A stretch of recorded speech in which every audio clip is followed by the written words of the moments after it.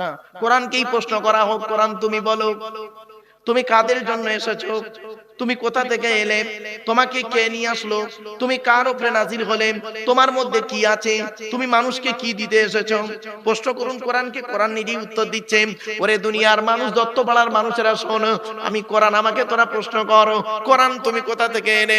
কোরআন নিজেই জানিয়ে দিচ্ছে, তানজিলুম মির রাব্বিল আলামিন, আমি কোরআন আল্লাহর তরফ থেকে নাজিল হয়েছি।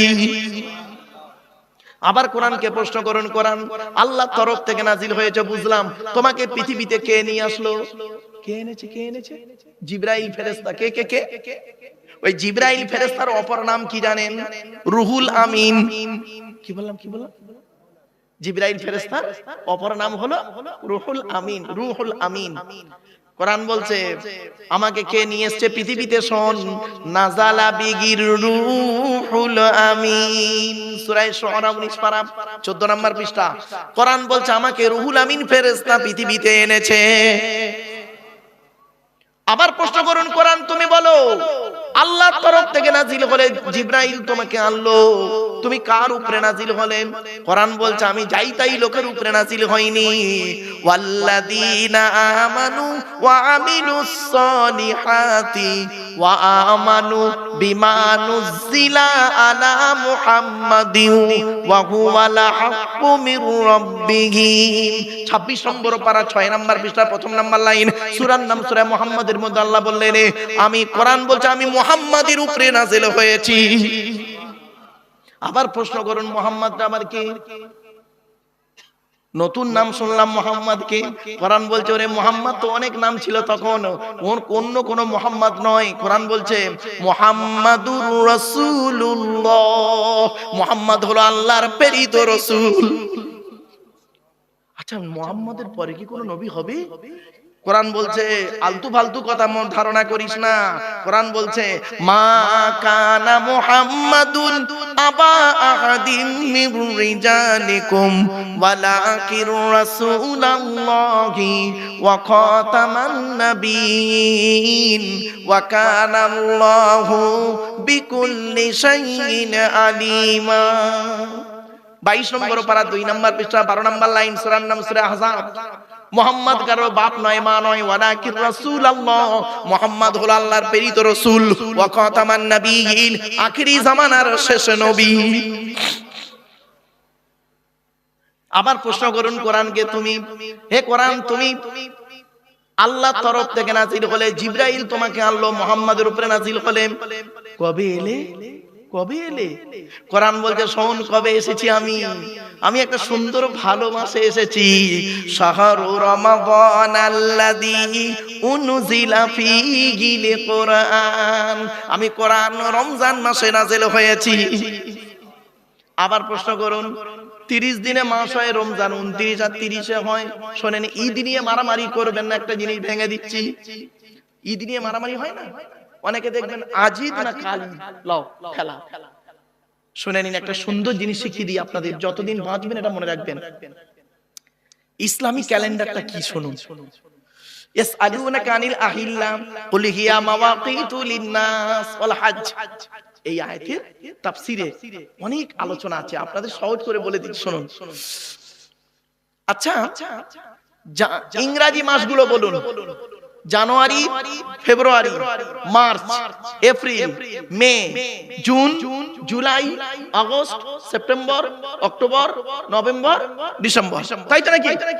আচ্ছা, জানুয়ারি মাস কদিনে হয়? 31। ফেব্রুয়ারি 28, 4 বছর অন্তর একদিন বাড়া 29, লিপিয়ার বলা হয়, লিপিয়ার, তাই তো? বাকিগুলো 31, 30, 31, 30।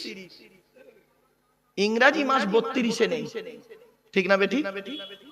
বলুন না, হ্যাঁ কি না, একটু বলুন না, কথা বলুন না। আচ্ছা কি নেই? চলুন বাংলার দিকে একটু তাকাই। বৈশাখ, জ্যৈষ্ঠ, আষাঢ়, শ্রাবণ, ভাদ্র, আশ্বিন, কার্তিক, অগ্রহায়ণ, পৌষ, মাঘ, ফাল্গুন, চৈত্র। বাংলা মাস কিন্তু 29, 30, 31, 32 আছে। জানেন কি? বাংলা মাস 32 আছে। ইংরেজি মাস 32-এ নেই।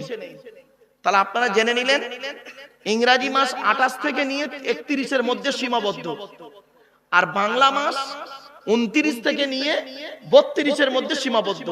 আজকে আলোচনা শুনতে বসেছেন, চারটে শব্দ মাথায় রাখুন। এক নাম্বার বলেছিলাম কি? প্রিয়জন। প্রয়োজন। সৃষ্টিকর্তা আল্লাহর প্রিয়জন হন, প্রয়োজন হবেন না। 2 নাম্বার হলো কি বলেছি? আবেগ আর বিবেক। 3 নাম্বার কি বলেছি? ভালোবাসা, ভালো লাগা, দুটো এক নয়। 4 নাম্বার বললাম ইতিহাস, পরিহাস। এই চারটে শব্দ বললাম বাবা। বক্তব্যের শুরুতেই বলে দিলাম কেন? যখন আমি স্পিরিটে কথা বলবো তখন টপ টপ টপ টপ করে যেন মাথায় ঢুকে যায়, সেই জন্য। আচ্ছা, আপনারা আমার কথাগুলি বুঝতে পাচ্ছেন? আরে ভাই বলুন না, বুঝতে পাচ্ছেন তো? ব্যাস। ওয়াজটা কি জানেন? শুনে বুঝে প্র্যাকটিক্যাল করার নাম হলো ওয়াজ। শুনে বুঝে প্র্যাকটিক্যাল করার নাম হলো ওয়াজ। আমি বলবো, আপনি শুনবেন, শোনার পর আপনি বুঝবেন, বোঝার পরে প্র্যাকটিক্যাল করুন। যদি মনে হয় করুন, লাভ হবে, লস হবে না। ইসলামে দুটো জিনিস আছে। কি? Guide book, গাইডা। ইসলাম দুটো জিনিস দিয়েছে আপনাকে। সৃষ্টিকর্তা কোরআনে বলেছেন 14 নম্বর পারা বা খণ্ডের 14 নম্বর পৃষ্ঠা 12 নম্বর লাইনে, সূরার নাম সূরা নাহলে আল্লাহ বলছেন, ওয়াল্লাহু আখরাজাকুম মিন বুতুনি উম্মাহাতিকুম লা তা'লামুনা শাইয়্যা ওয়া জাআলা লাকুমুস সামআ ওয়াল আবসারা ওয়াল আফইদা লাআল্লাকুম তাশকুরুন। আল্লাহ পাক বলছেন যে আমি আল্লাহ তোদেরকে তোদের মায়ের পেটের ভিতর থেকে বের করেছি। লা তা'লামুনা শাইয়্যা, পৃথিবীর কোন ভাষাই তুই জানতি কিনা। ওয়া জাআলা লাকুমুস সামআ, শোনার জন্য কান দান করেছি।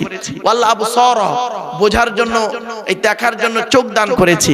ওয়াল আফইদা, বোঝার জন্য হৃদয় দান করেছি। কেন? লাআল্লাকুম তাশকুরুন, যাতে করে তুই পৃথিবীতে কৃতজ্ঞতা যাপন করতে পারিস। তো ইসলামে দুটো জিনিস আছে, একটা গাইড বুক, গাইডা। ইসলামে গাইড বুকটার নাম হলো কোরআন, আমার হাতেই আছে, আর গাইডারটার নাম হলো মুহাম্মদ সাল্লাল্লাহু আলাইহি সাল্লাম। আমরা গাইড বুকটাকে ফলো করিনি, গাইডারটাকেও ফলো করিনি, এই জন্যই আমরা মরেছি। শুনে নিন, মুসলমান, কিছু মুসলমান সমস্যায় পড়েছে কেন জানেন? দুটো কারণে। কিছু মুসলমান সমস্যায় পড়েছে দুটো কারণে, না জেনে আর ভুল জেনে। কি বললাম ভাই? না জেনে আর ভুল জেনে সমস্যায় পড়েছে কিছু মুসলমান। বাড়ি থেকে একটু ভাববেন কথাটা, হয়তো শুনতে কেমন কেমন লাগলো, বাড়ি থেকে ভাববেন। চলো চলো, ইসলামে আরো দুটো জিনিস আছে। কি? ইসলাম বলছে, ইসলামে আছে কম্পিউটার শিখতে গেলে দুটো জিনিস লাগে, থিওরি, প্র্যাকটিক্যাল। ইসলামে দুটো জিনিস আছে, থিওরি, প্র্যাকটিক্যাল। ইসলামের থিওরিটার নাম কোরআন, প্র্যাকটিক্যালটার নাম হলো মুহাম্মদ সাল্লাল্লাহু আলাইহি সাল্লাম। ইসলামে বলা হয়েছে, কোরআনে বলা হয়েছে নামাজ কায়েম করো। কিভাবে নামাজ পড়বেন? প্র্যাকটিক্যালটা মুহাম্মদ সাল্লাল্লাহু আলাইহি ওয়াসাল্লাম করে দেখিয়ে গেলেন। কোরআনে বলা হয়েছে রোজা রাখো, কিভাবে রাখবেন? প্র্যাকটিক্যাল করে মুহাম্মদ সাল্লাল্লাহু আলাইহি ওয়াসাল্লাম দেখিয়ে গেলেন। কোরআনে বলা হয়েছে মানুষের সঙ্গে ভালো আচরণ করো, কিভাবে করবেন? প্র্যাকটিক্যাল করে মুহাম্মদ সাল্লাল্লাহু আলাইহি ওয়াসাল্লাম দেখিয়ে গেলেন। কোরআনে বলা হয়েছে ভালো কাজের আদেশ করো, কিভাবে করবেন? প্র্যাকটিক্যাল করে দেখিয়ে গেলেন মুহাম্মদ সাল্লাল্লাহু আলাইহি ওয়াসাল্লাম। এই জন্য মুহাম্মদ সাল্লাল্লাহু আলাইহি সাল্লাম পৃথিবী ছাড়ার আগে তিনি বলেছিলেন, তারাকতু ফীকুম আমরাইনি লাম তাদিল্লু মা তামাসসাকতুম বিহিমা কিতাবাল্লাহ ওয়া সুন্নাত রাসূলিহি। আমি মুহাম্মদ সাল্লাল্লাহু আলাইহি ওয়াসাল্লাম তোদের ছেড়ে চলে যাচ্ছি, যাবার সময় দুটো জিনিস রেখে যাচ্ছি। এক হলো কোরআন, যেটা আমার উপরে নাজিল হয়েছে, আর দুই হলো সুন্নাহ, হাদিসগুলো রেখে গেলাম। যতদিন পর্যন্ত তোরা এই কোরআন আর হাদিসগুলো আঁকড়ে ধরে থাকবি, ততদিন তোরা কোনোদিন পথভ্রষ্ট হবি না। জোরে বলুন সুবহানাল্লাহ। আমরা কোরআনকেও ফলো করিনি, হাদিসগুলো, সুন্নাহগুলোকে আমরা আমল করিনি। সেই জন্য আজ আমাদের অবস্থা খুব করুণ জায়গায় দাঁড়িয়ে গেছে। এজন্য অনুরোধ করছি, কোরআন মোতাবেক জীবন যাপন করুন, হাদিস মোতাবেক, সুন্নাহ মোতাবেক জীবন যাপন করুন। আসছি। সৃষ্টিকর্তা যুগে যুগে নবী পাঠিয়েছেন। আমার সামনে যে কিতাবটি আছে, কিতাবটি হলো কোরআনের বাণী। কোরআন আল্লাহর বাণী। কোরআন, কোরআনের পরিচয়টা কি? কোরআন আল্লাহর তরফ থেকে জিবরাইলের মাধ্যমে হযরত মুহাম্মদ সাল্লাল্লাহু আলাইহি ওয়াসাল্লামের উপরে আরবের মক্কা নগরের নিকটবর্তী একটি গুহা, গুহাটির নাম হলো হেরা। হেরা নামক গুহাটি 610 খ্রিস্টাব্দে 1 ফেব্রুয়ারি সোমবার কোরআনের প্রথম আয়াত নাযিল হলো। ইকরা, রিড, পড়ো পড়ো পড়ো। এই কোরআনে আছে 82 জায়গায় বিভিন্ন অ্যাঙ্গেলে নামাজের কথা, আর 92 জায়গায় আছে লেখাপড়ার কথা। এই কোরআনে আছে 250 রকমের হারাম। এই কোরআনে আছে 250 রকমের হালাল। এই কোরআনে আছে সবর বা ধৈর্য শব্দটা 104 জায়গায়। কয় জায়গায়? 104 জায়গায় আছে ধৈর্য শব্দটা। আপনি কি ধৈর্য ধারণ করেছেন? সামান্য আপনি সন্ধ্যা 7টার সময় বসেছেন, আর এখন বাজে ধরুন 10টা, 10:30। এতেই আপনি ধৈর্য হারিয়ে ফেলেছেন। আর ওদিকে যদি হেয়ারিং এ ডেকেছে, এসআইআর এর হেয়ারিং এ গিয়েছে, সকাল 7টায় গিয়ে দাঁড়িয়ে আছে, বেলা 3টে বেজে গেছে, তখন ওর হেয়ারিং হচ্ছে না, ওখানে দাঁড়িয়ে আছে ঘন্টার পর ঘন্টা। এই জন্য আপনাদের বলি, কোরআনে আছে 104 জায়গায় আছে ধৈর্যের কথা। ধৈর্যের পরিচয় একটু দিন। চলুন এগিয়ে যাচ্ছি। এই কোরআনের ভিতরে কি আছে? 30টা পারা, 540টা রুকু, 114টা সূরা, 14 থেকে 15 খানা সাজদা, 7টা মনজিল, 8 থেকে 12 খানা সাক্তা, 6666টা আয়াত, কেউ বলেছেন 6236টা আয়াত, 3,23,215টা অক্ষর। এ কোরআন 22 বছর 9 মাস 14 দিন, কম বেশি 23 বছর ধরে কোন ঘটনাকে কেন্দ্র করে, কোন ব্যক্তিকে কেন্দ্র করে, কোন বস্তুকে কেন্দ্র করে, কোন জায়গাকে কেন্দ্র করে কোরআনের আয়াতগুলো নাজিল হয়েছে।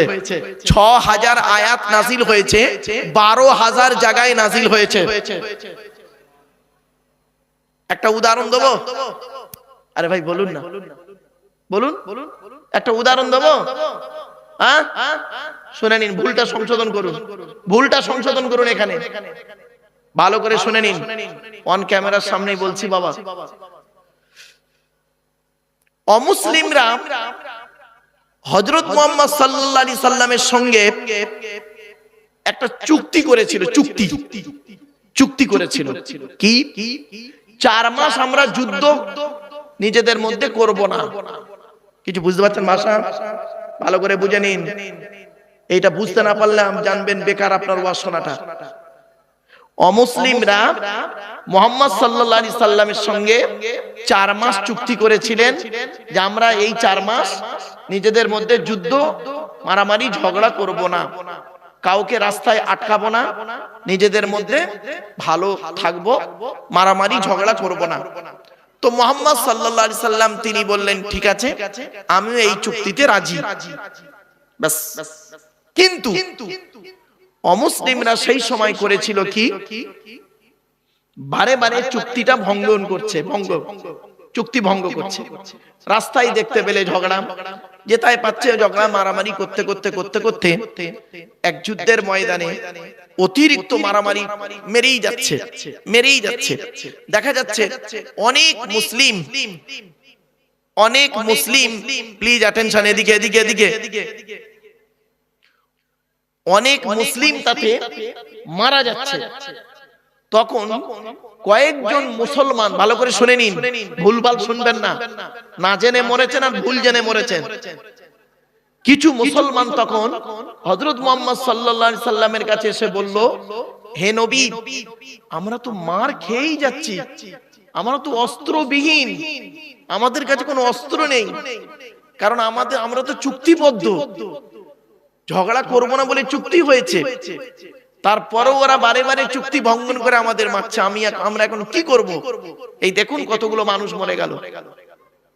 মুহাম্মদ সাল্লাল্লাহু আলাইহি ওয়াসাল্লাম বললেন, আমার কোনো ক্ষমতা নেই, তোমাদেরকে আমি বলবো তোমরা মারামারি করো, আমি নিজের থেকে কোনো কথা বলি না আর বলবো না। শুনে নিন, হযরত মুহাম্মদ সাল্লাল্লাহু আলাইহি ওয়াসাল্লাম নিজের থেকে কোনোদিন কোনো কথা বলতেন না। ওয়ামা ইয়ানতাকু আনিল হাওয়া ইন হুয়া ইল্লা ওয়াহয়ুন ইউহা, আল্লাহর ওহী ছাড়া কথা বলতেন না। বাস, সৃষ্টিকর্তা তৎক্ষণাৎ সেই সময় করলেন কি, জিবরাইলের মাধ্যমে এই আয়াতটি অবতীর্ণ করলো, তোমরা ওদেরকে যেখানে পাবে সেখানে গর্দানে মারো। কিছু বুঝতে পারছেন ভাষাটা? দু চারজনকে মারো, মারলেই সব ঠান্ডা হয়ে যাবে। এই বাক্যটা তৎকালীন সময়ে ওই জায়গার জন্য ওই ঘটনাকে কেন্দ্র করে অবতীর্ণ হয়েছে।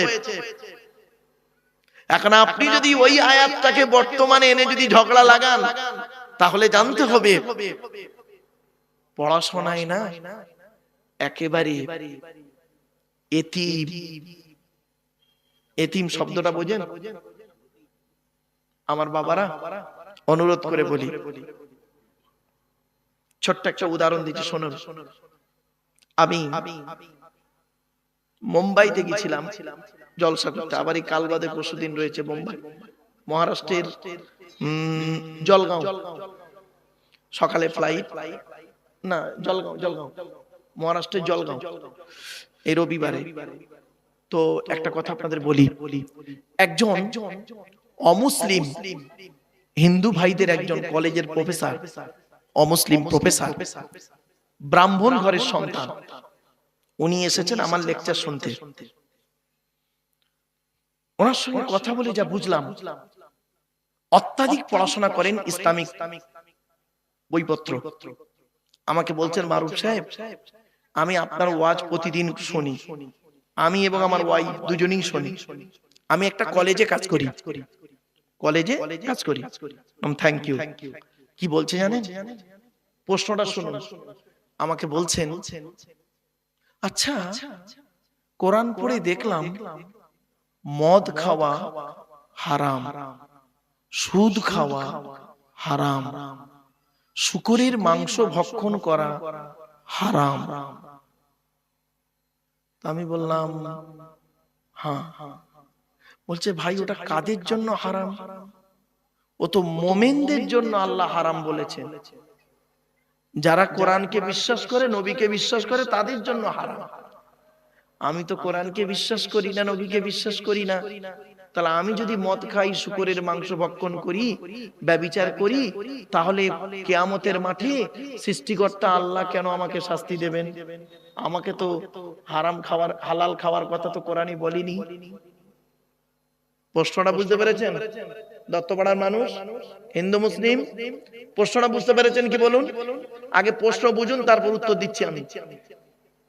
আমি যদি ব্যভিচার করি, কোরআনে দেখলাম ব্যভিচার করো না, হারাম, নোংরা কাজ, ব্যভিচার করলেই শাস্তি। এটা মানবে কারা? যারা কোরআনকে বিশ্বাস করে তারা। তা আমি তো কোরআনকে বিশ্বাস করি না, তাহলে আমি যদি হারাম খাবার খাই, আমি যদি মদ পান করি, আমি যদি কোনো ব্যভিচার করি, আমি যদি শূকরের মাংস ভক্ষণ করি, তাহলে সৃষ্টিকর্তা কেন আমাকে শাস্তি দেবেন? আমার কথা তো কোরআনে বলা হয়নি, আমাকে বলা হয়নি তো যে তুমি হালাল খাও। আমি পুরো চুপ হয়ে গেছি। আপনাদের মাথায় উত্তর আসছে কি? তা আমি ওনাকে বললাম, স্যার আপনি কোরআন পড়েছেন? বলছে 5খানা তাফসীর আমার কাছে আছে। কটা জোরে বলুন। আপনার ঘরে কটা আছে মুসলমানের বাচ্চা? একটাও তো নেই, কোরআন শরীফে নেই ওনার তাফসীর। 5খানা তাফসীরের নাম বললেন। 5খানা তাফসীর আমার কাছে আছে, প্লাস কোরআন আছে, অর্থ আছে, আমি কোরআন পড়তেও পারি। উনি কিছু আয়াত পড়লেন, সূরা বাকারার শেষ কয়েকটা আয়াত পড়লেন, শুদ্ধভাবে বুঝলাম যে উনি পড়েন। আমি বলছি, আপনি গোটা কোরআন পড়েছেন তো? আচ্ছা হ্যাঁ। আমি বললাম, স্যার কোন এক জায়গায় একটু মিস্টেক হয়ে গেছে আপনার। বলছে, কি বলছেন? আমি চলুন আগে আমরা জেনে নিই কোরআনে হালাল খাবে কারা কারা দেখে নি। আপনারাও শুনে নি, হিন্দু মুসলিম সকলে শুনুন, দত্তপাড়ার মানুষ। কোরআনে 3 শ্রেণীর লোককে আল্লাহ হালাল খেতে বলেছেন। সুবহানাল্লাহ বলা গেল না? না, আপনাদের মাথায় ঢোকানো আছে তো, মৌলবীরা চিৎকার করলে তারপর সুবহানাল্লাহ বলো। ভালো কথাই সুবহানাল্লাহ নেই আপনাদের। 3 শ্রেণীর লোককে আল্লাহ হালাল খেতে বলেছেন। 3 শ্রেণীর লোক। পট করে উনি করলেন কি, পকেট থেকে কাগজ বের করলেন, কলম বের করলেন, নোট করছেন, বলুন 3 শ্রেণীর লোক কে কে? বললাম স্যার আপনি এই 3 শ্রেণীর মধ্যে আছেন কিনা একটু দেখুন, আমি আপনাকে রেফারেন্স সহ বলছি। 1 নাম্বার, আপনারাও শুনে নিন, হিন্দু মুসলিম মা বোন যারা আছেন, মেয়েরা আছেন কি ভাই, মা বোনেরা ভালো করে শুনুন, মায়েরা বোনেরা, আপনাদের সম্পর্কে আজ কিছু আলোচনা করব, মেয়েদের সম্পর্কে কিছু আলোচনা আছে, কারণ বর্তমানে মেয়েদের চাল চলন কথাবার্তা ওঠা বসা এতটাই জঘন্য জায়গায় দাঁড়িয়ে গেছে, স্বামীরা অতিষ্ঠ হয়ে পড়েছে। বধূ নির্যাতন আইন ভারতবর্ষে আছে বলে অন্যায় ভাবে কত নারী, শ্বশুর বেচারা ভালো মানুষ, তাকেও জেল খাটাচ্ছে, ঠিক না বেটি? ওরা স্বামী স্ত্রী ঝগড়া করেছে, শ্বশুরের নামে জেল কেস, শাশুড়ির নামে কেস, বেচারা কিছুই জানে না, সাদা মাটা মানুষ। এইরকম নারী আছে। যেদিন ভারতবর্ষে পুরুষ নির্যাতনের আইন আসবে, সেদিন দেখবেন কত নারী জেলখানায় ঢুকবে। বাস্তব কথাই বললাম, চলুন। কোরআনে 3 শ্রেণীর লোককে আল্লাহ হালাল খেতে বলেছেন, শুনে নিন এবার কে কে। 1 নাম্বার, নবী রাসূলদেরকে আল্লাহ হালাল খেতে বলেছেন। কাদের কাদের কাদের? তখন পট করে উনি বলছেন, ভাই নবী রাসূলরা তো হালাল খাবেন, এটা আবার আল্লাহ কোরআনে বলতে গেলেন কেন? আমি বললাম ভাই এইখানে একটু বোঝার ব্যাপার আছে, শুনে নিন। কোরআনে বলা হয়েছে 8 নম্বর পারা 10 নম্বর পৃষ্ঠা 9 নম্বর লাইন, সূরার নাম সূরা আরাফ, ফালানাসআলান্নাল্লাযীনা উরসিলা ইলাইহিম ওয়া লানাসআলান্নাল মুরসালিন। প্রত্যেক নবী রাসূলকে আমি কিয়ামতের মাঠে জিজ্ঞাসা করব, আপনাকে নবী করে পৃথিবীতে পাঠিয়েছিলাম, আপনি আপনার দায়িত্ব পালন করেছিলেন? আপনাকে রাসূল করে পৃথিবীতে পাঠিয়েছিলাম, আপনি আপনার দায়িত্ব পৃথিবীতে পালন করেছিলেন? নবী রাসূলদেরকে যদি এরকম প্রশ্নের সম্মুখীন হতে হয়, আমি আপনি কোন ব্যক্তি? রতি মহারতি আমাদের প্রশ্ন করা হবে না? শুনে নিন, এখানে যারা দাঁড়িয়ে বসে আছেন, দূর দূরান্তে আমরা মাইকের আওয়াজ শুনতে পাচ্ছেন। কোরআনে আল্লাহ পাক বলেছেন, আয়াহসাবুল ইনসানু আন ইউতরাকা সুদা, সূরা কিয়ামা। আয়াহসাবুল ইনসানু আন ইউতরাকা সুদা, মানুষ কি মনে করেছে আমি এমনি এমনি আল্লাহকে ছেড়ে দেব কিয়ামতের মাঠে? এত সহজে নয়। কড়ায় গন্ডায় হিসাব নেব, হিসাব নিয়ে যদি আমি মনে করি ওকে জান্নাতে দেবো, নইলে জাহান্নামে ফেলে দেবো। কি ভাবছেন আপনি? কিসের হিসাব নেবে? নবী বলেছেন, নবী ব্যাখ্যা করে বলে দিচ্ছেন, যুবক, এই যুবক যুবতীরা শুনে নাও, যুবক যৌবনের হিসাব দাও, ধনী অর্থের হিসাব দাও, অর্থটা কোথায় ব্যয় করেছো। জ্ঞানী, জ্ঞানী মানে শুধু মৌলবীদের ধরবেন না, জেনারেল শিক্ষিতদেরও ধরা হবে। জ্ঞানী, জ্ঞানের হিসাব দাও, তোমার জ্ঞান দ্বারা মানুষের ক্ষতি হয়েছে না মানুষের লাভ হয়েছে, হিসাব দাও। বাড়ি থেকে ভাববে। এবার আয়াতটা শুনুন, কোথায় লেখা আছে নবী রাসূলদেরকে হালাল খেতে বলেছেন। 18 নম্বর পারা, 18 নম্বর পারা বা খণ্ডের 4 নম্বর পৃষ্ঠাতে 8 নম্বর লাইনে, সূরার নাম সূরা মুমিনুনের 54 নম্বর আয়াতে আল্লাহ বলেন, ইয়া আইয়ুহার রাসূল কুলু মিনাত তাইয়্যিবাতি ওয়া'মালু সালিহান ইন্নী বিমা তা'মালুনা আলীম। ইয়া আইয়ুহার রাসূল, রাসূল নয়, রাসূলের বহুবচন হলো রসুল, সিঙ্গুলার হলো রাসূল, আর ওর বহুবচন প্লুরাল হলো রসুল। এই জন্য ওয়াহেদ আর জমার জ্ঞান যদি না থাকে, সিঙ্গুলার প্লুরালের জ্ঞান যদি না থাকে তো গেল। ইয়া আইয়ুহার রাসূল, হে রাসূলগণ, হে রাসূলগণ, একটা নবী নয়, হে রাসূলগণ, কুলু মিনাত তাইয়্যিবাতি ওয়া'মালু সালিহা, আপনারা পৃথিবীতে হালাল খাবার খান আর ভালো ভালো কাজগুলো করুন। কি বললো, কি বললো ভাই? হালাল খাবার খেতে আর কি বললো? ভালো ভালো কাজগুলো করুন। তখন উনি আমাকে কি বলছে শুনবেন, স্যার আমি নবীও নই রাসূলও নই। আমি বললাম স্যার আমিও নবীও নই রাসূলও নই, তাহলে 1 নাম্বারটা বাদ। বলা হ্যাঁ বাদ। লিখে নিলেন, আয়াত, লাইন, পারা, পৃষ্ঠা সব লিখলেন, ভালো। দ্বিতীয় নাম্বারটায় পড়ি কি দেখুন তো, চলুন তো দেখি। যারা আল্লাহকে বিশ্বাস করে, নবীদেরকে বিশ্বাস করে, ইসলামিক পরিভাষায় তাদেরকে বলে মোমেন। কি বললাম বাবা? মোমেন। আচ্ছা, এখানে অনেক মোমেন আছেন, আপনারা আল্লাহকে বিশ্বাস করেন, নবীকেও বিশ্বাস করেন, ঠিক কিনা? বলুন না। তাহলে আপনারা মোমেন, আমরা মোমেন। আমাদের সম্পর্কে কি বলছে দেখি? কোরআন বলছে হালাল খেতে, দেখুন, ইয়া আইয়ুহাল্লাযীনা আমানু কুলু মিন তাইয়্যিবাতি মা রাযাকনাকুম ওয়াশকুরু লিল্লাহি ইন কুনতুম ইয়্যাহু তা'বুদুন। 2 নম্বর পারা 4 নম্বর পৃষ্ঠা 14 নম্বর লাইন, সূরার নাম সূরা বাকারার 172 নম্বর আয়াত। হে ঈমানদার বান্দাগণ, কুলু মিন তাইয়্যিবাতি মা রাযাকনাকুম, আমার দেওয়া হালাল রিজিক গুলো তোমরা ভক্ষণ করো। তখন উনি আমাকে বলছেন, স্যার আমি মুমিন নই, আমি মুমিন নই। বললাম, সে তো জানি স্যার, আমি কিন্তু মুমিন, আমার জন্য ওই আয়াতটা প্রযোজ্য। তাহলে দ্বিতীয় নাম্বারটা বাদ হলো। এবার বলছি ওনাকে, স্যার 3 নাম্বারটা আপনি পড়েন কি একটু দেখুন তো। বলছে বলুন।